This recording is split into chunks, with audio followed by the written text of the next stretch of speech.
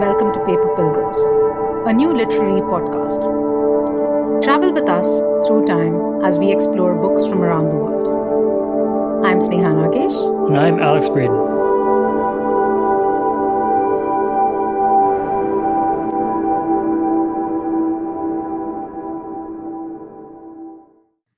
This is episode 2.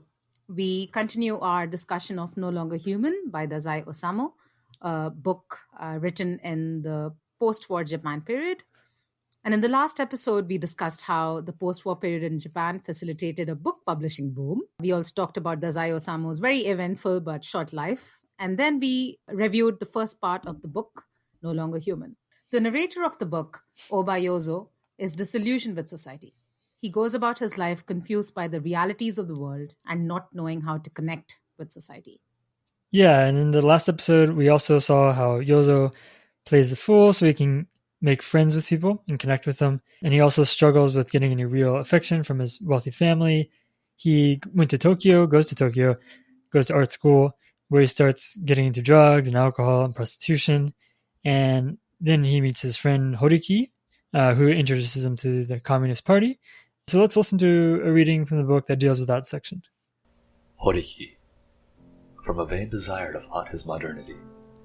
Even now, I can conceive of no other reason for his actions. Brought me one day to a secret study group called the Communist Reading Club.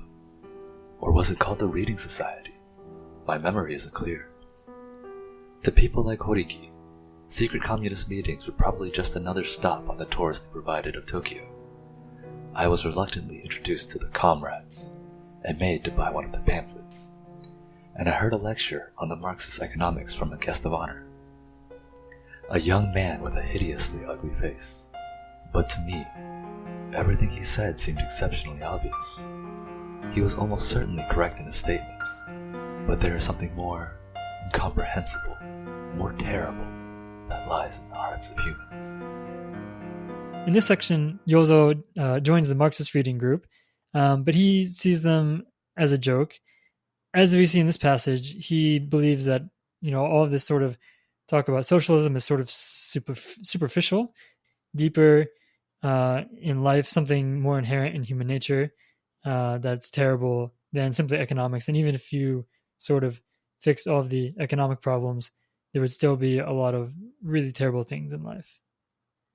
Yozo's, again, as usual, in two minds about this whole thing, but he gets involved in the Communist Party with a great amount of passion, which up until then we haven't. I think it's the first time that we really see him talking about something with a lot of energy and excitement.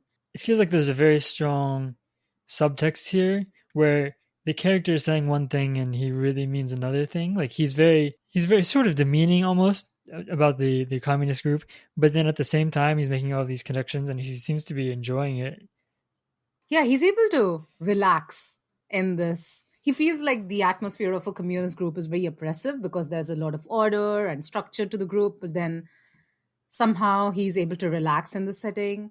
Ostensibly, It's because he says it's because the group is just so ridiculous. He doesn't feel like it's serious in any way, and he can just sort of do whatever he wants without fearing the consequences. We see Yozo continues to be involved in the Communist Party, and then his dad, who's in the National Diet, which is the Japanese parliament, quits politics and then decides to move from Tokyo back to his hometown in Tohoku, which means a bad thing for Yozo, because this means that he then has to move out of his father's comfortable residence into a crappy boarding house.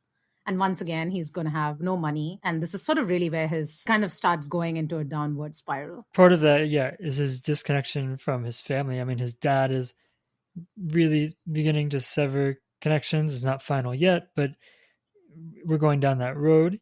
During this time, his work with the Communist Party increases, and it sort of overwhelms him, and he runs away really abruptly. We just get this one sentence where he says he felt bad about leaving the group, and then this leads to suicidal thoughts. It's very there's clearly something he's not telling us. Clearly he's very attached to the communist group in some way if his failure to accomplish these missions that they're giving him leads him to Hmm. want to commit suicide. He likes the irrationality of the group, Right. but then the moment he starts getting entrenched into it, and that people start relying on him and they start sort of seeing him as this optimistic, energetic guy who's going to do all these tasks, he feels distance of himself away from this, because this means attachment. And Yozo does not like attachment. It suggests his fear of attaching himself with anything really that he finds meaning in. We see this behavior appearing not only in Yozo's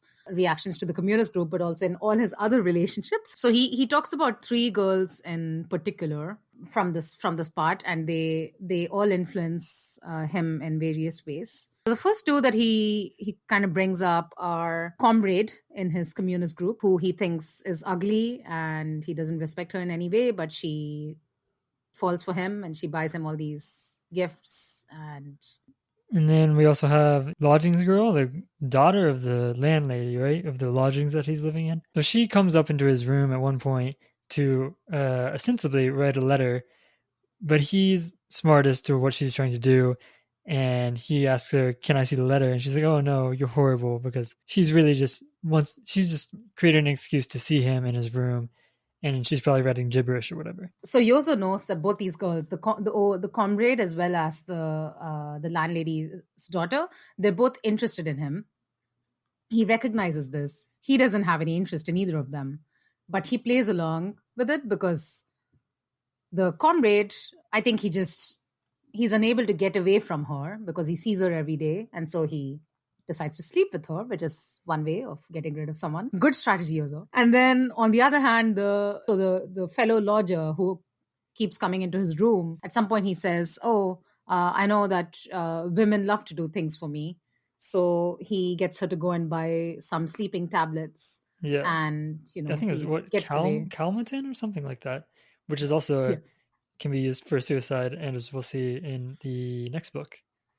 This scene with the Lodgings Girl, I think, is a good instance, or is a good window onto the translation here. So we're both reading the translation by Donald Keene, who is a really famous Japanese translator. So Donald Keene is a prolific writer, translator, and scholar, and he was very interested in Japanese literature. I think Dazai Osamu was actually his good friend. So in this first series where we talk about post-war Japan books, a lot of these writers were acquainted with Donald Keene, but he died sometime last year. And I would also say I'm reading, for reference for this series, Donald Keene's Dawn to the West, which is a really good reference book. But in that scene with the landlady, so when the Lodgings Girl is sort of protesting and doesn't want Yozo to read the fake letter she's writing. In the Japanese, she says, "Ara yayo," which is sort of like, no, don't look. Sort of playful. But in the Keene translation, it's, "No, I won't," she protested. "Oh, you're dreadful," which just sounds like a little stodgy. Oh, you're dreadful. I'm like a girl from, I don't know, mid-century Europe. Right. Yeah, it's so dreadful. It's totally different. You're right. Absolutely. Yeah. I think the whole translation has it's a very good translation, obviously, but it's definitely, on the whole, it feels a little like trying to be more literary than the original text is. Like a lot of times he substitutes these sort of longer or, more sophisticated vocabulary for like what's in the Japanese, I would say, is pretty simple. I mean, he's also consciously writing to a Western, or translating for a Western audience. But I think both of us, so both Alex and I, try to read the book in Japanese, and because we learn Japanese and we've been learning it for a while, we read the English book with that in mind. So I was always sort of allowing for the translation in some way. So it's just something to, if you don't speak any Japanese, something to bear in mind that obviously it's a translated text, but you still get the feel. Yeah, for sure. Okay, so then after these couple of girls who aren't really that important, we have this other waitress at a cafe who he meets, and her name is Tsuneko. Yeah, so Tsuneko is a depressing sort, which Yozo is instantly attracted to. I think they recognize this hollow feeling in each other. And she, so she's one of these hostesses in a cafe in Ginza in Tokyo, which is, one of its posh districts. Yozo by this time, obviously, because Yozo's father's moved back to the countryside, and Yozo spends any allowance he gets in 2 or 3 days. By the time that he meets Suneko, he doesn't have any money. They start this sort of relationship where he goes to this hostess cafe and she gives him liquor. She tells him her backstory, which is like she recently moved to Tokyo with her husband who was arrested for stealing, but Yozo just like doesn't really care. He can't really bring himself to sympathize with anyone else, it seems like. Right, but this, I guess Yozo, like previously we were talking about how Yozo was always sleeping with prostitutes, and he said that prostitutes to him felt empty, and that's sort of why he slept with them. But with Suneko, we see for the first time that he's actually able to relax in her company. She's not a prostitute, like she's a hostess at a club. It's slightly different context, I guess. When he feels that there's intimacy with Tsuneko, he's also afraid of that, and then he tries to avoid her for a while. In the meantime, it's the return of Yozo's good friend, love-hate relationship guy, Horiki, who his friend of last resort. And they continue to drink and go to clubs or bars. And then by chance or somehow, they end up at the same cafe where Tsuneko works, and they also get Tsuneko as their waiter. And Horiki is like determined to, get a girl when they're going out to the cafe. So he sees Tsuneko, and Horiki doesn't know anything about what happened between Tsuneko and Yozo, so he's trying to come on to Tsuneko. Horiki pulls away from Tsuneko because he says that even in his depraved state, he doesn't want to kiss someone as poor as Tsuneko or as poverty-laden as Tsuneko. And this is a sort of a hook for our friend Yozo, because at this point he kind of feels a deeper connection with Tsuneko. And I think he kind of falls in love with her a little bit, sort of. He does say in this passage that he has a weak stirring of love, or whatever, the first thing that he'd ever really felt in terms of love. Yozo decides to, at this point, reconnect with Tsuneko, and they start the relationship again. So let's listen to a reading from the book which shows how they engage with each other. At this point, Yozo and Tsuneko have gone to buy a glass of milk, and Tsuneko asks him to pay for the glass of milk. 3 copper coins? Is that all you have? Is that all? This was a strange humiliation that I had never before tasted. It was a humiliation I could in no way live with. It seems I had yet to completely escape the mold of being a rich man's son. It was then that I decided, in all sincerity, to die, even if I had to take things into my own hands. So Yozo decides to kill himself, and then they go to Kamakura together. Right. So they're going to commit double suicide at Kamakura Beach, which is a beach sort of just south of Tokyo. Double suicide. I don't know how easily Yozo managed to convince Tsuneko. Well, she seemed already to be in the mood. She was the one that suggested, she said she mentions death first, right? But yeah, in Japanese culture and Japanese literature, there's a fairly long tradition of double suicides, sort of in the 17th century, I guess, beginning. So in like medieval Tokyo, Edo period, you have these double suicide plays written by Chikamatsu Monzayamon, who is sort of the Japanese Shakespeare. And these plays were really, really popular, and people started to emulate them and, commit double lover suicides. And so the plays were banned, but they were so popular that the government could even shut them down. So it sort of carried over, and this doesn't really happen much anymore, to my knowledge, but clearly Dazai was into it. Yeah, Dazai was definitely influenced by this in some way, because he himself attempted double suicides a few times. But anyway, so this brings us to the end of Notebook 2. And this is at the start of Notebook 3. So the Notebook 2 ends with Yozo and Tsuneko going off to Kamakura to commit double suicide. And then at the start of Notebook 3, Yozo wakes up, which can only mean that he did not succeed in his attempt at his double suicide. So he's in hospital. He's got a damaged lung. Right. Suneko has He died. does not make it. This affects Yozo really badly. He's very, very, and at this point, he's also sort of convicted of crime because the police think that he assisted in this. Participated in this double suicide. So Well, yeah, I think he's he's complicit in complicit this. in. Yes, he was. The police convict him of being complicit in aiding in Tsuneko's suicide.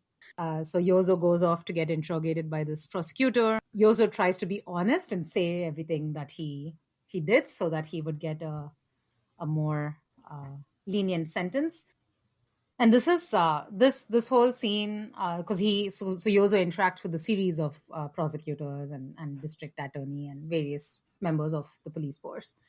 And in all these parts, it reminded me of Raskolnikov in Crime and Punishment by Dostoevsky, when he has also committed a crime and goes and is interrogated by all these people who all seem to see through him.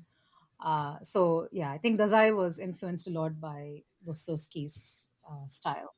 Yeah, very heavily influenced by Dostoevsky. What occurred to me a lot when reading this was Notes from the Underground, which is also sort of like this outsider who's not connected to other people.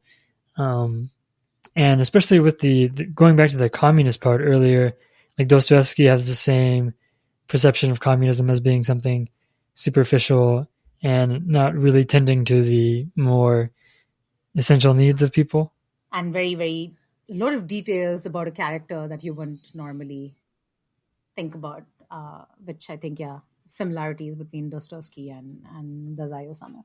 So the police sort of they kind of let Yozo get away with his double suicide attempt, but at this point, Yozo is then he has to go off and live at someone called who he calls Flatfish, who is someone his family has sent to take care of him. Right. And then Flatfish tries to help him find a new direction. And at this point is interesting because in the Japanese there's a repeated use of the word haiboku, which is like loss, especially like, losing a war or something, which obviously, in the post-war period it would have been a common word. So it's very interesting here where we have him, Yozo, choosing a new direction, and then you have this repetition of the word loss. So that sort of mirrors the whole post-war period. By now, the reader knows that Yozo is depressed. He has a problem. He's got insecurities. He can't connect with the world. He's trying to commit suicide. At this point, Flatfish comes into the scene and tries to sort him out and asks him basically to get a job and do all these things. And Yozo does not. He feels sort of like Flatfish is always talking down to him, and this really pushes him away instead of helping him in any way. But he has nowhere to go. He's got no cash. He's still recovering from his damaged lung from his suicide. And so he goes to Horiki. So Horiki is still living in Tokyo, and he's sort of, I think Horiki is living back at his family home. He's living in squalor. There's his family is not very rich. But when Yozo goes and visits him, they sort of once again sort of fall into the same sort of routine instantly. It's like sign of old friends, I guess. They don't really. This time it's much, much worse, right? Like normally they have a camaraderie, but Horiki is upset that Yozo has come to see him at his home, and I think he's probably embarrassed by how impoverished his house is. Yeah, so Horiki doesn't treat Yozo very well in this visit. Another lady comes into the scene. So this is Horiki's colleague called Shizuko, and she comes to visit exactly at the time when Yozo is visiting Horiki. Dazai is not writing too much detail here, but at this point it becomes clear that Yozo and Shizuko start a relationship where he's sort of a kept man. Yeah, this happens a lot. Okay. So Shizuko has a daughter because her husband is dead. He died a few years ago. Yozo has a sort of a normal lifestyle in Shizuko's house, even though she is sort of footing his bills. He quite enjoys the interactions he has with Shizuko's daughter, and he sees her as sort of a pure child that he can talk to and he can be comfortable with. But at some point when he's talking to Shigeko, who's Shizuko's daughter, about something, and he says, "What if you had to pray to God? What would you ask for?" And Shizuko's daughter says, "I want my real dad." At this point, Yozo just sees her as an enemy, or he sees himself as an outsider. So he is this little girl's enemy, and he once again feels like detaching himself from this scene of, happiness. So he goes and finds Horiki. Yeah, Horiki, he makes up with Horiki after his after his running away from flatfishes and after his suicide attempt, which Horiki is upset about. Horiki tells Yozo that, society is going to be upset with you doing these things. And then Yozo has this to say about that. What exactly is society? Is it multiple individuals? Where is the essence of that thing called society? However, at any rate, I have lived until now always thinking that society was something powerful, harsh, and terrifying. But when Horiki spoke those words to me, it was on the tip of my tongue to say, "Isn't society you?" I didn't want to anger Horiki, and so I swallowed my words. Yeah, so that was our reader Bowu talking about, reading from the part of the book where Yozo's talking about society. And I really like this passage. Yeah, I think this is probably one of the most interesting passages in the book. How many times have you thought that someone else's opinion is representative of a wider group? Yeah, I mean, I think you just have this tendency to get freaked out about all of these people judging you, but then if you can break it down into individuals, then it becomes, less terrifying. But I guess it also affects, especially if it's like Horiki is Yozo's only friend. It sort of, and Horiki judges him so badly. I think this also sort of affects Yozo in a very negative way, because Horiki sort of feels like Yozo is he's disappointed in Yozo. Oh yeah, for sure. And he, instead of saying that I am disappointed in you, he puts it on society. Which I see. Yeah, people are using society as a shield for their own opinion. Yozo then, but he finally starts to make some money because he draws these illustrations for Shizuko's magazine. But he's also drinking heavily, so that's not enough money for him. And he occasionally sells Shizuko's clothes to get some drinking money. Yeah, he's sort of living in Shizuko's house, but he's distant from the daughter because of because of the interaction they had earlier. And so he's just once again in limbo, playing around with Horiki, drinking a lot, and only really going back to Shizuko's house to sleep after his drunken nights out. And then one time when he comes back, he doesn't go right in. He sees through the door, and Shizuko is playing with her daughter, and they're very happy. And he sort of feels terrible about this because he feels like he's impinging on them or ruining their happiness. He also keeps doing all these things that really, as a reader, they really sort of alienate you from him.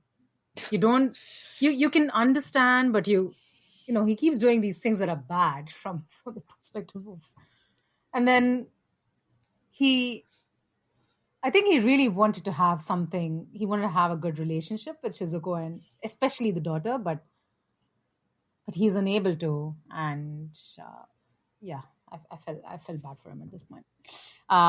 But Yozo goes to the bar that he often goes to with Horiki, and he sort of lives under the patronage of the owner of the bar.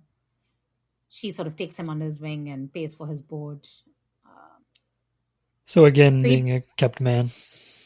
Standard. So when he's living at the bar, there's also this girl across the way at the tobacco shop named Yoshiko, and he starts talking to her, sort of flirting, and then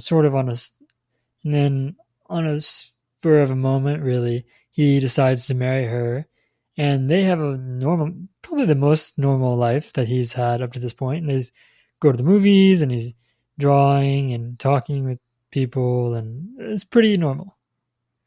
And this part kind of reminded me how young Yozo is, because Yoshiko is 17, I think, and Yozo's really in his 20s. Yeah.